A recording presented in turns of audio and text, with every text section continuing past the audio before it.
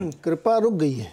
अरे और कृपा जो है ना इसलिए रुक गई है क्योंकि फेड का जो है सारा जो गणित था वो गड़बड़ा गया है।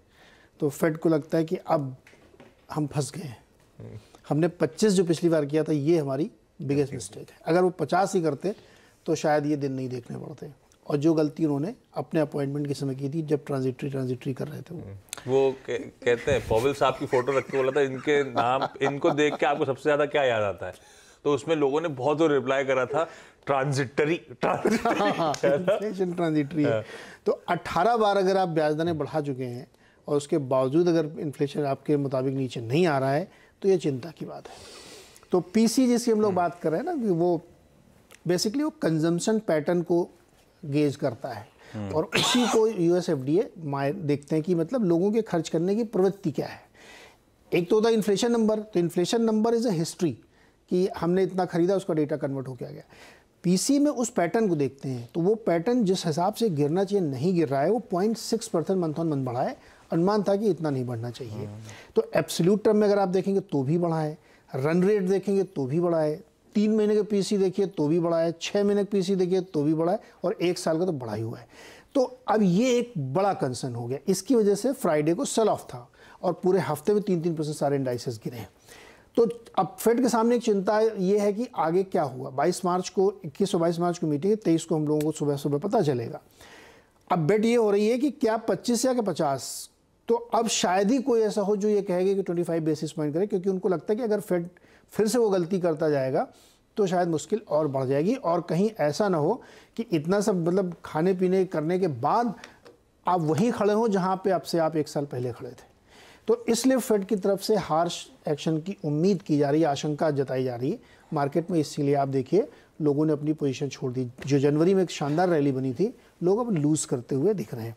जो एक बड़ा रीज़न ये था। दूसरा देखिए आप चाइनीज़ स्टॉक की भी धुलाई हुई है। फ्राइडे को 4% गिरा है। ड्रैगन गोल्डन इंडेक्स जो चाइना की कंपनी यूएस में लिस्टेड है और नैस्डैक इंडेक्स के साथ उसको कंपेयर करते हैं, वो भी इसीलिए क्योंकि यहाँ पे भी 1-1.5 महीने में खूब धुआंधार चाइना में तेज़ी आई थी और अब वो फिजल आउट हो रही है क्योंकि धंधा तो पूरे ग्लोबल से ही आता है ना। अगर दुनिया का 25% जीडीपी वहाँ है, पूरा मार्केट कैप वहाँ, तो यूएस गिरा हुआ और आप चलेंगे ऐसा संभव नहीं है।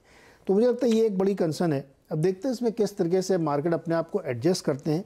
इंडियन मार्केट एक रेंज के अंदर है। अब वो रेंज आइदर साइड की ब्रेक होती है, क्या वो 17,400 पता नहीं कौन कौन से लोग लेवल देते हैं, उसके नीचे जाता नहीं जाता, वो एक बहुत महत्वपूर्ण चीज़ होगी। लेकिन नेट मैं ये कह सकता हूँ कि क्यूज़ जो है जिनको फंडामेंटल या ट्रेजेक्ट्री या ट्रेंड लाइन क्यूज़ है वो बिल्कुल अच्छे नहीं है उसके।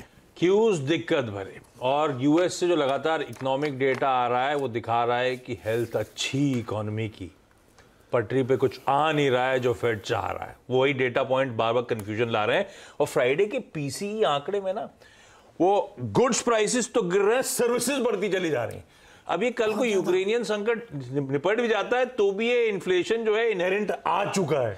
मैं एक बात बताऊं संभलेगा। हाँ, अभी यूक्रेन को दोष देना मुझे लगता है उस दोष को देना गलत है। इसीलिए गुड्स वाला सारा गिरता चले जा रहा है, सर्विसेज वाला फटे चले जा रहा है। सारे प्राइसेस नीचे हैं।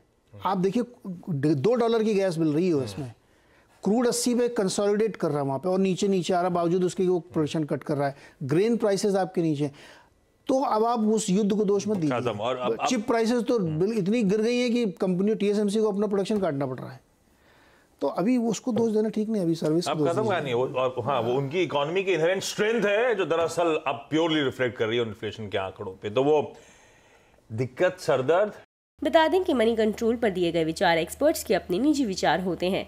वेबसाइट या मैनेजमेंट इसके लिए उत्तरदायी नहीं है। यूजर्स को मनी कंट्रोल की सलाह है कि कोई भी निवेश निर्णय लेने से पहले सर्टिफाइड एक्सपर्ट की सलाह लें।